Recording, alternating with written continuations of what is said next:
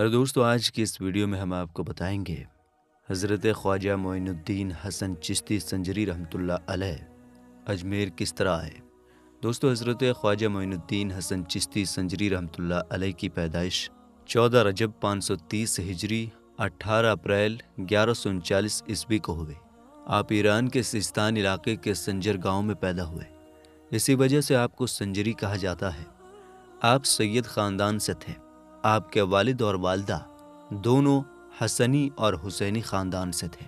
آپ کی والدہ امام حسن رضی اللہ تعالی عنہ کی نسل سے تھیں اور آپ کے والد سید غیاث الدین امام حسین رضی اللہ تعالی عنہ کی نسل سے تھے۔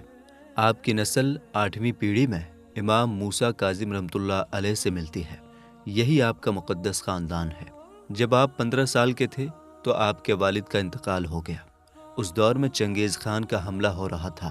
1216 عیسوی میں چنگیز خان 60,000 تاتاری لوگوں کے ساتھ ایشیا پر حملہ کرنے نکلا۔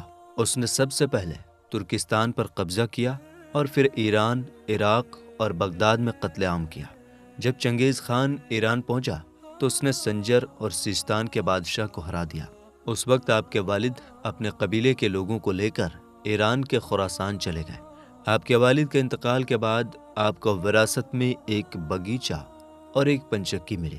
آپ اسی سے گھر کا خرچ چلانے لگے۔ ایک دن آپ اپنے باغیچے میں تھے، تبھی حضرت ابراہیم قندوزی آپ کے پاس آئے۔ آپ نے ان کو انگور پیش کیے۔ ابراہیم قندوزی نے آپ کو دیکھتے ہی پہچان لیا کہ آپ پیدائشی ولی ہیں۔ انہوں نے انگور کھاتے ہوئے کچھ انگور چبا کر آپ کو دیے۔ جیسے ہی آپ نے ان انگوروں کو کھایا، آپ کا دل اور دماغ روشن ہو گیا۔ اس کے بعد آپ گھر سے نکل پڑے۔ آپ سمرقند اور بخارا گئے اور وہاں رہ کر دینی تعلیم حاصل کی۔ سید ہاشم فتح پوری کہتے ہیں کہ انہوں نے اصفیہ لائبریری میں ایک محدث کی لکھی کتاب میں پڑھا کہ حضرت خواجہ غریب نواز معین الدین چشتی رحمۃ اللہ علیہ 3 سال تک مدینہ شریف میں حدیث پڑھاتے رہے۔ اس کے بعد آپ ہندوستان آنے کے لیے نکل پڑے۔ اپنے پیر کی تلاش کرتے ہوئے آپ نشاپور کے ایک گاؤں ہارون پہنچے۔ وہاں آپ کی ملاقات حضرت خواجہ عثمان ہارونی رحمۃ اللہ علیہ سے ہوئی۔ 562 ہجری میں آپ حضرت خواجہ عثمان ہارونی رحمۃ اللہ علیہ کے ہاتھوں مرید ہوئے۔ اس وقت آپ کی عمر 25 سال تھی۔ جب آپ بغداد پہنچے، اس سے 1 سال پہلے حضرت سیدنا غوث الاعظم رضی اللہ تعالی عنہ کا وصال ہو چکا تھا۔ آپ 20 سال تک اپنے پیر کی خدمت میں رہے۔ جب بھی آپ کے پیر حضرت عثمان ہارونی رحمۃ اللہ علیہ سفر پر جاتے تو آپ ان کا بستر اور سامان اپنے سر پر اٹھا کر لے جاتے۔ 20 سال کی خدمت کے بعد آپ کے پیر حضرت عثمان ہارونی رحمۃ اللہ علیہ نے فرمایا، معین الدین، اب تمہارا کام پورا ہو گیا۔ پھر انہوں نے آپ کو خلافت عطا کی۔ اس کے بعد آپ کے پیر آپ کو لے کر مکہ شریف کی طرف روانہ ہوئے۔ جب آپ مکہ پہنچے تو آپ کے پیر کعبہ شریف میں میزاب رحمت کے نیچے کھڑے ہو کر دعا کرنے لگے۔ انہوں نے کہا، اے اللہ، میرے معین الدین کو قبول کر لے۔ تبھی غیب سے آواز آئی، معین الدین ہمارا دوست ہے، ہم نے اسے اپنا محبوب بنا لیا ہے۔ اس کے بعد آپ لوگ مدینہ شریف پہنچے اور حضور پاک صلی اللہ تعالی علیہ وآلہ وسلم کی بارگاہ میں حاضر ہوئے۔ وہاں آپ کے پیر نے آپ کو حضور کی بارگاہ میں پیش کرتے ہوئے کہا، معین الدین، آقا کو سلام پیش کرو۔ جب خواجہ غریب نواز رحمۃ اللہ علیہ نے سلام کیا تو جواب ملا، وعلیکم السلام اے قطب المشائخ۔ وہاں سے آپ رسول اللہ صلی اللہ تعالی علیہ وآلہ وسلم کا نمائندہ بن کر آئے۔ پھر آپ بغداد آ گئے۔ جیسے جیسے وقت بیتتا گیا، حضرت خواجہ معین الدین چشتی رحمۃ اللہ علیہ کی شخصیت مشہور ہوتی گئی اور ان کا نام بغداد کے گلی گلی میں گونجنے لگا۔ اس دوران آپ کی ملاقات شیخ نجم الدین قبرا سے ہوئی، جو امام فخر الدین رازی رحمۃ اللہ علیہ کے استاذ تھے۔ اسی زمانے میں خواجہ قطب الدین بختیار کاکی بھی اوس سے بغداد پہنچ چکے تھے۔ جب آپ بغداد پہنچے اور خواجہ غریب نواز رحمۃ اللہ علیہ کے مرید ہوئے تو اس وقت آپ کی عمر 23 سال تھی۔ اس کے بعد آپ بغداد سے ہمدان آئے۔ جب خواجہ غریب نواز رحمۃ اللہ علیہ نے اپنے ایک مرید سے ملنے کا ارادہ کیا تو آپ ان کی تلاش کرتے ہوئے ایک جگہ پہنچے جہاں ایک بڑا آتش کدہ تھا، یعنی جہاں لوگ آگ کی پوجا کرتے تھے۔ آپ کے ساتھ آپ کا خادم فخر الدین بھی تھا۔ آپ نے اسے بھیجا کہ وہ اس آتش کدے سے آگ لے کر آئے تاکہ روٹی بنائی جا سکے۔ خادم وہاں گیا، آٹا خریدا اور آگ لینے کے لیے آتش کدے میں گیا، لیکن جب اس نے آگ مانگی تو وہاں کے پجاریوں نے اسے آگ دینے سے منع کر دیا۔ خادم نے واپس آ کر ساری باتیں خواجہ غریب نواز کو بتائی۔ غریب نواز وہاں سے اٹھے اور آتش کدے کی طرف چل دیے۔ جب نزدیک پہنچے تو دیکھا کہ ایک آدمی لکڑی کے تخت پر بیٹھا تھا اور اس نے آتش کدے کی طرف رخ کیا ہوا تھا۔ اس کی گود میں ایک 7 سال کا بچہ تھا۔ اس آدمی کا نام مختیار تھا۔ حضرت خواجہ غریب نواز رحمۃ اللہ علیہ نے اس سے پوچھا، تم اس آگ کی پوجا کیوں کرتے ہو؟ اس اللہ کی پوجا کیوں نہیں کرتے جس نے اس آگ کو بنایا ہے؟ مختیار نے جواب دیا، ہم اس آگ کی پوجا اس لیے کرتے ہیں کیونکہ مرنے کے بعد یہ آگ ہمیں نہیں جلائے گی۔ خواجہ غریب نواز نے فرمایا، تم نے اسے سچے دل سے پوجا ہے، کیا تم اس آگ میں اپنے ہاتھ پاؤں ڈال سکتے ہو اور یہ تمہیں نہ جلائے؟ اس نے جواب دیا، اس آگ کا کام جلانا ہے، کوئی اس کے قریب نہیں جا سکتا۔ یہ سن کر خواجہ غریب نواز نے اس کی گود سے بچے کو اٹھایا اور آگ کی طرف بڑھنے لگے۔ لوگ یہ منظر دیکھ رہے تھے۔ آپ نے بسم اللہ الرحمن الرحیم کہا اور پھر کلنا یا نارو کونی بردن و سلامن علی ابراہیم پڑھا۔ اس کے بعد آپ اور وہ بچہ آگ میں چلے گئے، مگر نہ تو آپ کو اور نہ ہی بچے کو آگ نے کوئی نقصان پہنچایا۔ یہ دیکھ کر لوگ دہشت میں آ گئے اور گڑ گڑا کر آپ سے کہنے لگے، بچے کو لے کر باہر آ جائیے۔ ہزاروں لوگ اس آتش کدے کے چاروں طرف جمع ہو گئے۔ جب آپ آگ سے باہر آئے تو نہ آپ پر اور نہ ہی بچے پر جلنے کا کوئی نشان تھا۔ یہ دیکھ ان کا سردار مختیار اور کئی لوگ آپ کے قدموں پر گر پڑے اور ترنت کلمہ پڑھ کر مسلمان ہو گئے۔ اس بچے کا نام آپ نے ابراہیم رکھا، جو بعد میں اللہ کا ولی بن گیا۔ اس آتش کدے کو گرا دیا گیا اور وہاں ایک خوبصورت عمارت بنائی گئی۔ آج شیخ عبداللہ اور شیخ ابراہیم کی قبر وہیں پر موجود ہے۔ اس کے بعد خواجہ غریب نواز رحمۃ اللہ علیہ تبریز سے ہوتے ہوئے اصفہان پہنچے۔ وہاں انہوں نے شیخ محمود اصفہان سے ملاقات کی۔ پھر آپ خرقان پہنچے اور 2 سال تک حضرت خواجہ ابو الحسن خرقانی رحمۃ اللہ علیہ کی مزار پر رکے اور وہاں سے برکت حاصل کی۔ اس کے بعد آپ ہرات پہنچے اور وہاں کے لوگوں کو اللہ کے دین کی طرف بلایا۔ پھر آپ بلخ اور سبزوار گئے۔ بلخ جو افغانستان میں ہے، وہاں آپ حضرت شیخ حمید الدین کھزرویہ کی خانقاہ میں رکے۔ اس کے بعد آپ کی ملاقات مولانا ضیاء الدین بلخی سے ہوئی، جو ایک فلسفی تھے اور اولیاء کرام کو ٹھیک نہیں سمجھتے تھے۔ جب وہ آپ کو شرمندہ کرنے کے ارادے سے آگے بڑھے تو آپ کی نگاہ ان پر پڑی اور تمام فلسفہ غائب ہو گیا۔ پھر آپ نے دوسری نگاہ ڈالی اور اللہ کا خاص کرم ہوا۔ اس کے بعد آپ غزنی گئے اور وہاں شمس العارفین عبد الواحد رحمۃ اللہ علیہ سے ملاقات کی اور ان کے یہاں مہمان رہے۔ پھر آپ لاہور پہنچے اور حضرت داتا گنج بخش علی اجویری رحمۃ اللہ علیہ کی مزار پر 40 دن کے لیے چلہ میں بیٹھ گئے۔ پھر آپ دہلی سے 40 مریدوں کے ساتھ اجمیر پہنچے۔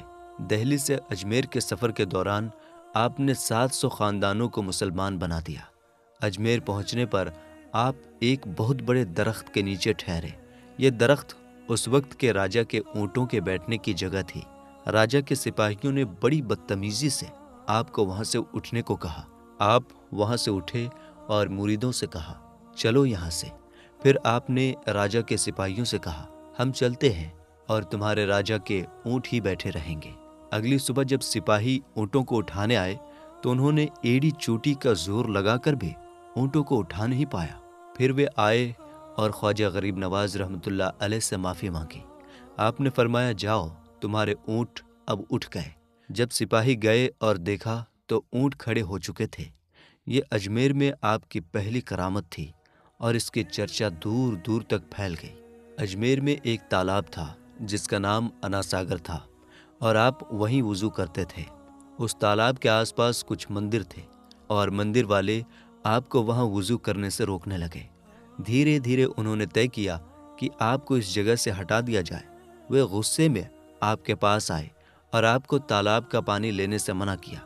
تو آپ نے اپنے ایک مرید سے کہا، جاؤ तालाब से लोटा भर कर ले आओ।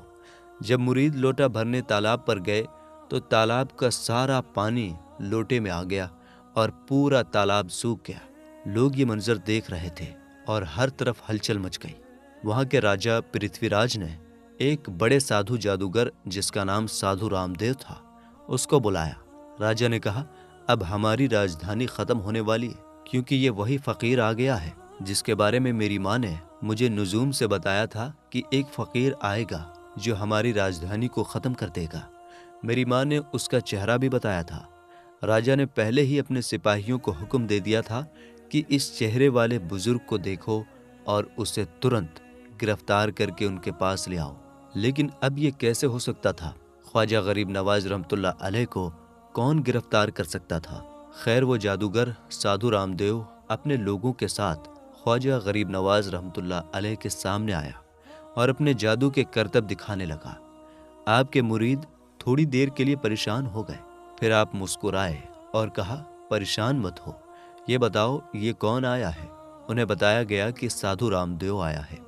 जैसे ही आपने अपनी नज़रें उस पर डाली वो सारे मंत्र भूल गया। फिर आप नमाज पढ़ने लगे और वो आपको देखता रहा। नमाज के बाद जब आपने फिर से उसे अपनी नज़रों से देखा तो उसके कदम ज़मीन में चिपक गए और वो जहाँ खड़ा था वहीं रह गया। आपने फरमाया, बोल ऐ साधु बोल। वो राम राम कहने की कोशिश करता, लेकिन मुंह से रहीम रहीम निकलने लगा। ये देखकर उसके चेले उसे गालियां देने लगे। फिर वो पागल हो गया और लोगों पर पत्थर फेंकने लगा। आपने उसकी ये हालत देखी और उसे एक प्याला पानी दिया। जैसे ही उसने पानी पिया उसका दिल और दिमाग रोशन हो गया। वो आपके कदमों में गिरकर मुसलमान हो गया और आपके गुलामों में शामिल हो गया। फिर पृथ्वीराज ने एक और जादूगर अजयपाल को आपके खिलाफ भेजा, लेकिन जब उसने गरीब नवाज पर जादू से हमला किया तो उसके सारे जादू नाकाम हो गए। आखिरकार उसे भी हार का सामना करना पड़ा। इसके बाद लोगों ने आपसे कहा कि पहाड़ से नीचे आ जाइए ताकि आपके लिए एक दरगाह बनाई जा सके। आपने अपने मुरीदों के लिए एक जगह बनाई जहां इबादत खाना और मस्जिद बनाई गई। आज अजमेर में जहां आपका रोज़ा मुबारक है वहीं पर आपकी दरगाह बनी। धीरे धीरे आपकी पकड़ आसपास के इलाकों में मजबूत होने लगी। लोग लाइन में लगकर आपके पास आते और इस्लाम स्वीकार करते, इस्लाम अपनाते। आपकी नज़र जिस पर पड़ती वो गुनाह से तौबा करके नेक बन जाता। जब आपका असर हर जगह फैलने लगा तो आपने अपने मुरीदों को राजा पृथ्वीराज को इस्लाम की दावत देने भेजा। राजा ने आपकी दावत ठुकरा दी और गुस्से में आकर जिन लोगों को आपने भेजा था उन्हें बहुत मारा। जब आपके मुरीद वापस आए और ये बताया तो आप जलाल में आ गए और फरमाया, राजा पृथ्वीराज, हमने तुम्हें जिंदा गिरफ्तार कर लिया और इस्लाम की फ़ौज के हवाले कर दिया। उधर दूसरी तरफ आप सुल्तान शहाबुद्दीन गौरी के ख्वाब में आए और कहा, शहाबुद्दीन गौरी, हमने तुम्हें हिंदुस्तान की बादशाहत दे दी। इसके बाद शहाबुद्दीन गौरी ने अपनी फ़ौज के साथ सबसे पहले अजमेर पर हमला किया और राजा पृथ्वीराज की हार हुई। उसे जिंदा पकड़ लिया गया और शहाबुद्दीन गौरी ने अपनी हुकूमत बनाई। जब इस्लामी हुकूमत कायम हो गई तो आपने अपने ख़ास मुरीदों को अलग अलग इलाकों में भेजा। दिल्ली को ख्वाजा कुतुबुद्दीन बख्तियार काकी रहमतुल्लाह अलैह के हवाले किया और नागौर को हज़रत ख्वाजा हमीदुद्दीन नागौरी रहमतुल्लाह अलैह को दिया। जब हिंदुस्तान के लोगों के दिलों में आपकी हुकूमत का असर हो गया तो आपने अपनी दरगाह और लंगर की जिम्मेदारी ख्वाजा फ़खरुद्दीन गर्देज़ी रहमतुल्लाह अलैह को सौंप दी। ख्वाजा कुतुबुद्दीन बख्तियार काकी रहमतुल्लाह अलैह अपनी किताब मुनसुल अरवाह में बताते हैं कि उन्होंने कई बार देखा कि जब लंगर खाने में कुछ नहीं होता था तो ख्वाजा फ़खरुद्दीन गर्देज़ी रहमतुल्लाह अलैह आते और ख्वाजा गरीब नवाज से अर्ज़ करते, हुजूर, मेहमान आ रहे हैं मगर लंगर में कुछ नहीं है। तो आप फरमाते, मेरा मुसल्ला उठाओ और जितना ज़रूरी हो ले जाओ।